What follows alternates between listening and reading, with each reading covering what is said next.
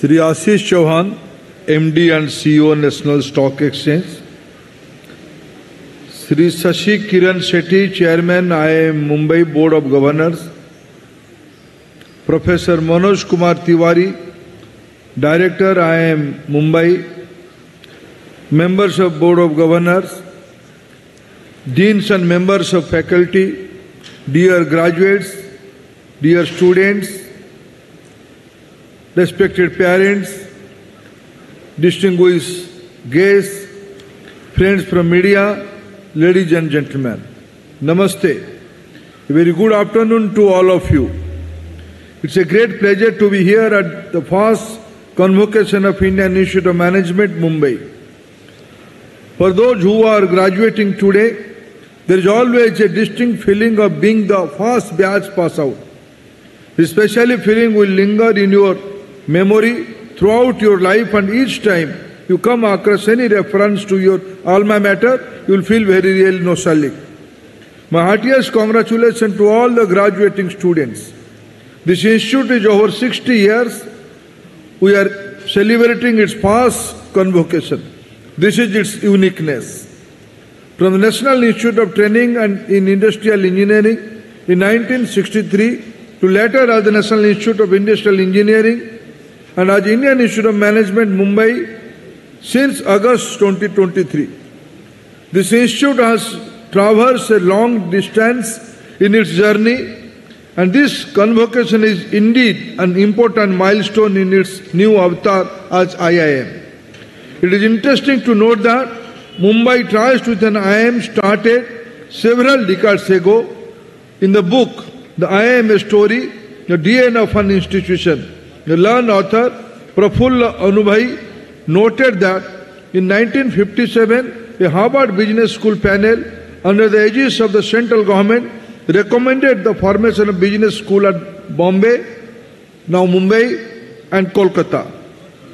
The panel insisted it to be autonomous, outside the scope of traditional university model, and to be based on America's model of business school.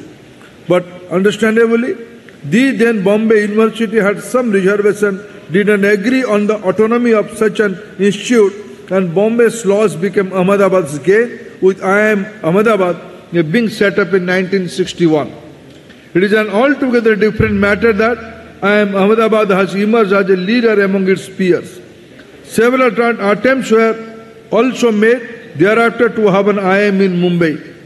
Some leading personalities from business and industry from this city have had approached the successive government to have an IIM in Mumbai, but this legitimate demand of business and industry could not be met. Our government, under the dynamic leadership of Honorable Prime Minister Narendra Modi ji, appointed an expert committee which recommended renaming NITI as IIM. This was accepted by the government, and we brought out due amendment in IIM Act in August 2023 to assign IIM tag to NITI. This institute became the 21st IIM in the country. It defies all logic to how Mumbai did not get an IIM. Known as the financial capital of India, Mumbai epitomized the country's financial powers. The financial sector is a key driver of Mumbai's economy, with prestigious financial institutions, security exchanges and banks, including RBI, are headquarters in the city. It has also emerged as the commercial capital of India, as Mumbai plays a pivotal role in the nation's economy.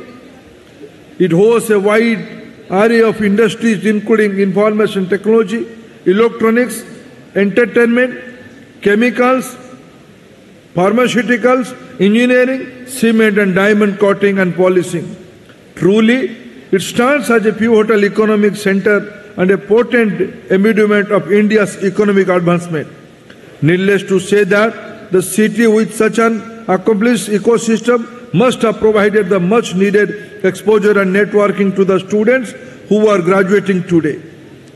We are committed to ensure that IIM Mumbai emerges as the topmost business school in the country, also in the globe. There is a visible and direct effect seen in NITI got the IIM status. A new status has led to shift in market perception of the institutions. Many new and high-valued companies have shown interest in the campus placement this year, and there is over 20% increase in the number of companies coming to the newly designated IIM Mumbai for the campus recruitment compared to the last year.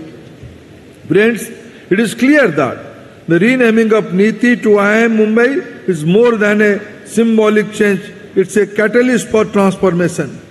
This IIM will no doubt produce finest human resource who will make exponential career growth, but that is not enough. Great institutions will not rest with the individual laurels of their students. They move beyond that and expand the frontiers of knowledge to become man-making, character-building and nation-building institutions. I envision such a role of IIM Mumbai. मित्रों, मैं आज के अवसर पे विशेष करके शशि जी, आशीष जी और मेरे मित्र अतुल जी को धन्यवाद देता हूं। उन्होंने एक सही समय में नीति को IIM बनाने में हमें सुझाव दिया और उसकी ड्यू डिलिजेंस को पूरा करने के कारण आज आपकी लोकप्रिय डायरेक्टर, जब भी तिवारी जी का नाम आता है ज्यादा क्लैपिंग होता है। अभी भी इसके प्रमाण वही अच्छा बिजनेस ट्रिक से तिवारी जी से मैं भी सीख के गया हूं। अभी मैं आप सभी को बधाई देता हूं। मित्रों, अभी आप लोगों के बारे में कहते हुए मैंने कहा कि आपकी आने वाली जिंदगी जिम्मेवारी का जिंदगी होगा, कर्तव्य का जिंदगी होगा, दायित्व का जिंदगी होगा। जिंदगी की इस लेवल पे जब पेरेंट्स आपके साथ है, शायद आखिरी बार आप पेरेंट्स के साथ यहां आए हैं। आगे पेरेंट्स आपके पीछे भागेंगे, आप उनसे दूर भागेंगे। पेरेंट्स भी उसको समझते हैं, लेकिन उन्होंने कहा कि चलो जिंदगी की इन्वेस्टमेंट क्या है, तो एक बार आखिरी बार बच्चे की खुशी कैंपस में देख ले। देखो पेरेंट्स ताली मार रहे हैं, बच्चे ताली नहीं मार रहे हैं, पेरेंट्स ताली मार रहे हैं। मैं भी पेरेंट्स हो चुका हूं, इसलिए with experience I can say this much. मित्रों, हमें लेकिन इसमें संतुष्टि नहीं है। देश की प्रधानमंत्री जी ने यह कहा है, even though the present generation is referred as a Gen X, Gen Z, I prefer to call you the अमृत काल की पीढ़ी। मित्रों, आप सब सौभाग्यशाली हो। देश की 2 बेंचमार्क के अंदर आपकी कैरियर बनेगा। आजादी की अमृत महोत्सव हमने 2 साल पहले मनाया। दुनिया की सबसे बड़ी डेमोक्रेसी की जिस दिन हमने इंडियन कॉन्स्टिट्यूशन को अडॉप्ट किया, उसको सेलिब्रेट किया, उसका नाम है 26 जनवरी। कल ही उसकी 75th ईयर हमने सेलिब्रेट किया। हम सब सौभाग्यशाली है। We all witness the 2 historic event of Amrit Mahotsav of independence and of democracy. लेकिन आगे 25 साल सभी ने अमृत काल के बारे में चर्चा किया है। मंथन होगा, चिंतन होगा और आपकी कंधे पे ना केवल आपकी सपने, खुद की सपने, परिवार की सपने और आकांक्षा, आपकी भाषा, आपकी राज्य या आपकी देश। मैं आप सभी को शुभेच्छा देता हूं। आने वाले 25 साल इस अमृत काल की पीढ़ी, जिसको माननीय प्रधानमंत्री जी ने अमृत पीढ़ी कहा है, यह अमृत पीढ़ी दुनिया की समस्या के समाधान का बीजारोपण करेगा। ऐसे शुभेच्छा मेरे आप सभी को है। लेकिन उसकी एक शर्त है, खुद के लिए जिंदगी जीने से नहीं होगा। यह बहुत छोटी सी फर्क है, मैं या हम। मैं में हम खुद की पैकेज हो सकता है। एक नौजवान आया, बड़ा दुखी होकर आया। मैंने उसको पूछा, दुखी क्यों हो? अभी तिवारी जी हमको कह रहे थे आप सभी की प्लेसमेंट हो चुकी है, इस बार तो और अच्छे कंपनियां आए हैं, अच्छे पैकेज भी मिला होगा। लेकिन मैं आपकी पेरेंट्स के नाते, देश की सिटीजन के नाते मैं उसमें सैटिस्फाई नहीं हूं। हम आपसे अपेक्षा ज्यादा करते हैं। आज समाज में खुद की चिंता करने वाले लोग तो अनेक हैं, लेकिन मैं नहीं, हम की ओर जाने वाले, समूह के बारे में चिंता करने वाले, सभी के बारे में चिंता करने वाले और उनकी दायित्व लेने वाले लोगों की आवश्यकता है। यही अमृत काल की संदेश है। हमें सोशियो इकोनॉमिक चेंज की कैटलिस्ट बनना है, हमें एंटरप्रेन्योर बनना है, हमें वेल्थ क्रिएटर बनना है।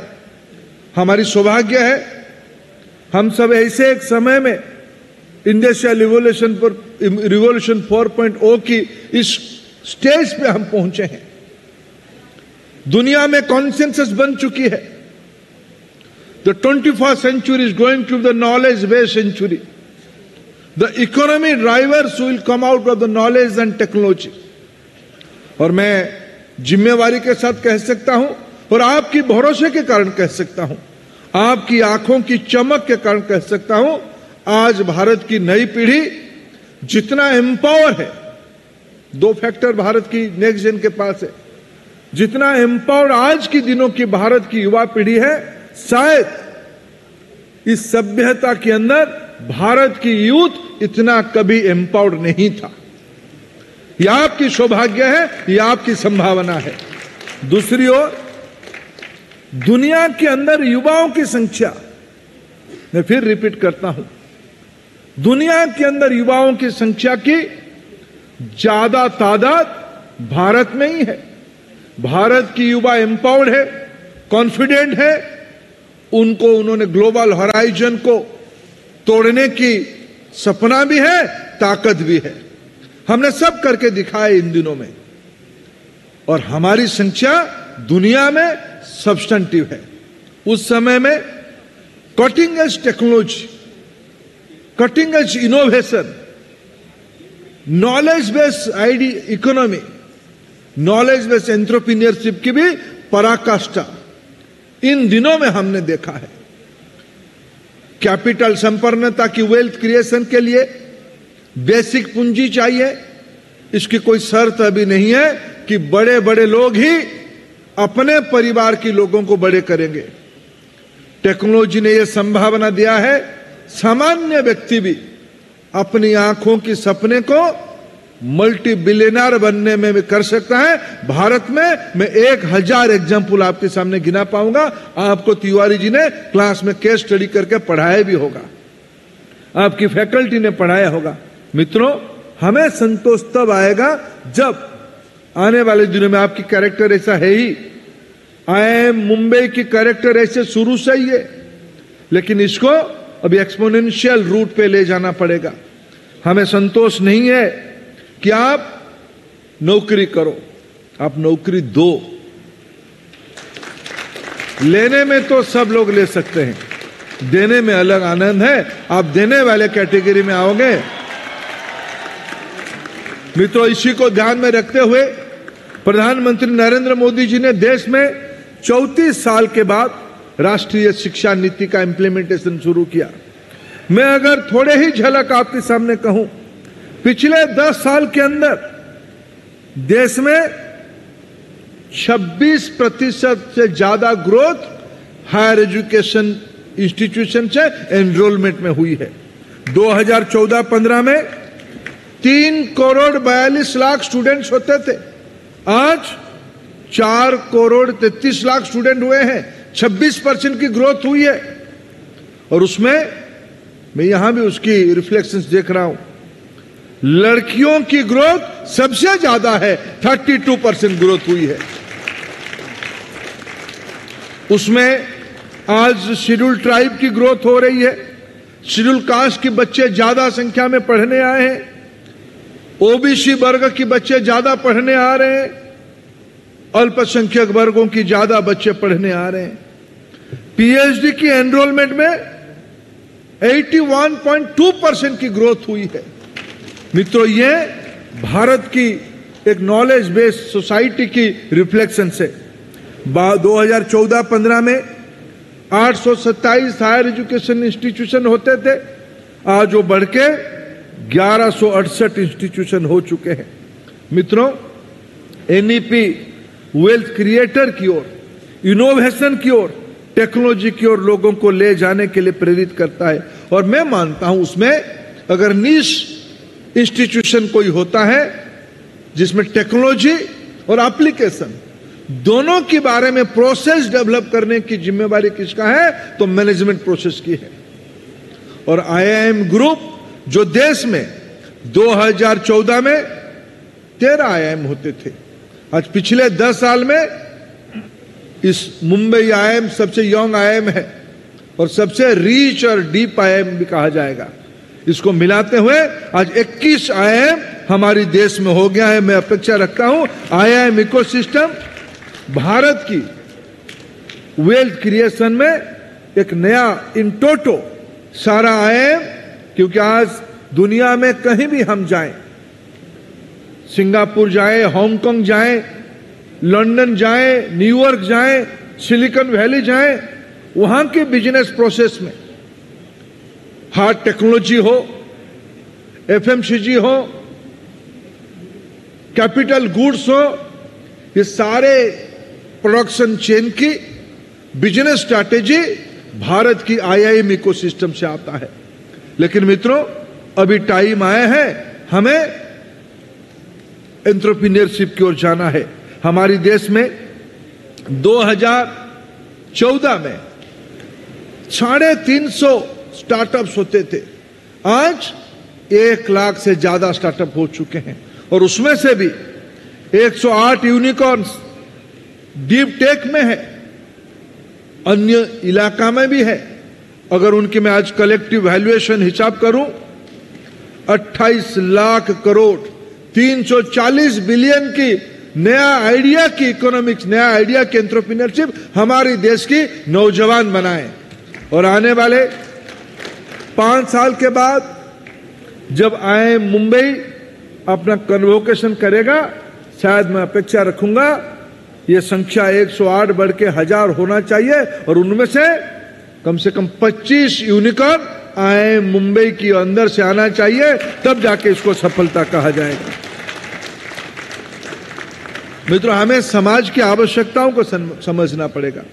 अनुभव, अपने लर्निंग, अपने आइडिया और उसकी implementation, experience, learning, idea, thinking power and उसको अप्लाई, यही नॉलेज और कॉम्पिटेंसी की कॉम्बिनेशन होती है। पढ़ाई सिर्फ डिग्री के लिए नहीं है।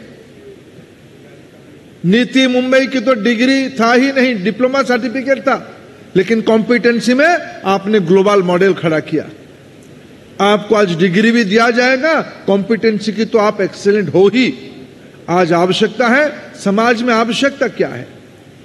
भारत अपने आप में एक बहुत बड़ा बाजार है। जब मैंने कहा दुनिया की सबसे ज्यादा यंग पॉपुलेशन भारत में है, भारत उस चुनौती को स्वीकार करना चाहिए। हमारी साइज आज $5 ट्रिलियन की है। आने वाले कुछ 2-3 सालों के अंदर हम $7 ट्रिलियन तक जा सकते हैं। नंबर 3, नंबर 2 इकोनॉमी बन सकते हैं।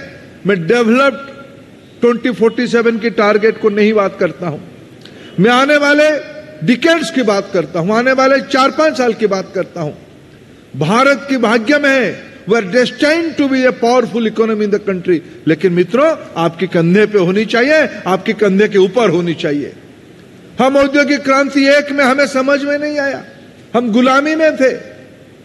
औद्योगिक क्रांति में हमारी लेबर फोर्स करके हमने काम किया। औद्योगिक क्रांति 3.0 में हम लोगों ने सुपरवाइजरी काम किया, हमने सपोर्ट सिस्टम के रूप में काम किया। मित्रों, औद्योगिक क्रांति 4.0 में हमें विश्व की प्रोडक्शन चेन की भारत को हब बनाना पड़ेगा, skill and competence man power की हब बनाना पड़ेगा। भारत दुनिया की इकोनॉमी एपी सेंटर हो, यह संभावना मैं देख पा रहा हूं। निसंदेह आप उसकी नेतृत्व लो, यही हम सभी की शुभेच्छा और अपेक्षा है। Today friends, when I am in your first convocation as in charge of education sector, as in charge of public practitioner of this country, as a citizen, I am a very expectation from you. आप देश में नया मिसाल करोगे। प्रधानमंत्री जी कहते हैं, today every person, every institution and every organization has to move forward with a place that whatever I do should be for a developed India। मित्रों, मैंने इसीलिए कहा, एक बेंचमार्क आपने देखा अभी, अमृत महोत्सव, आजादी का और गणतंत्र का। हमारे सामने आने वाले 2047 में लक्ष्य है, हमें दुनिया के अंदर एक डेवलप्ड कंट्री बनना है। डेवलप्ड कंट्री खुद के लिए नहीं बनना है, हमें अपने परिवार के लिए नहीं बनना है, हम तो बन ही जाएंगे। भारत की मूल इथोस में विश्व को परिवार माना है, इसलिए G20 में हमारा थीम इस बार रहा वसुधैव कुटुंबकम। सारा विश्व को परिवार मानने वाला भारतीय मूल के लोग, हम इसीलिए भारत को डेवलप्ड देश बनाएंगे। प्रधानमंत्री जी के आह्वान को साकार करेंगे। दुनिया की चुनौती को, दुनिया की समस्या को हम अपने तरीके से समाधान की रास्ता देने की जिम्मेवारी हमारी है। इस कर्तव्य बोध को हम समझे। इसलिए प्रधानमंत्री जी कहते हैं, हम सभी को कर्तव्य बोध में डूबना होगा। विकसित भारत कैसे होगा, यह सरकारें तय नहीं करेंगे, बड़े लोग तय नहीं करेंगे, रसूखदार लोग तय नहीं करेंगे, देश तय करेगा और उसमें से युवा भारत तय करेगा। मैं आज युवा भारत के पास आए हूं, देश को विकसित करने के लिए आइए हम सब लोग मिलकर प्रयास करें। आपकी जिंदगी एक नई दिशा में आज से शुरू होगा, शुरू हो चुका है। आप सब जिंदगी में सफल बनो। इसी शुभेच्छा के साथ आपको बहुत बहुत धन्यवाद, आपकी पेरेंट्स को बहुत बहुत धन्यवाद, आपकी एलुमनीज, आपकी फैकल्टी, इस ग्रेट इंस्टीट्यूशन को आप धन्यवाद। आप जिंदगी के कुछ पल इस इंस्टीट्यूशन में बिताए और आप इस इंस्टीट्यूशन को देश की सेंटर ऑफ एक्सीलेंस नहीं, विश्व की सेंटर ऑफ एक्सीलेंस बनाने में जिंदगी भर जिम्मेवारी लेते रहो। बहुत बहुत धन्यवाद।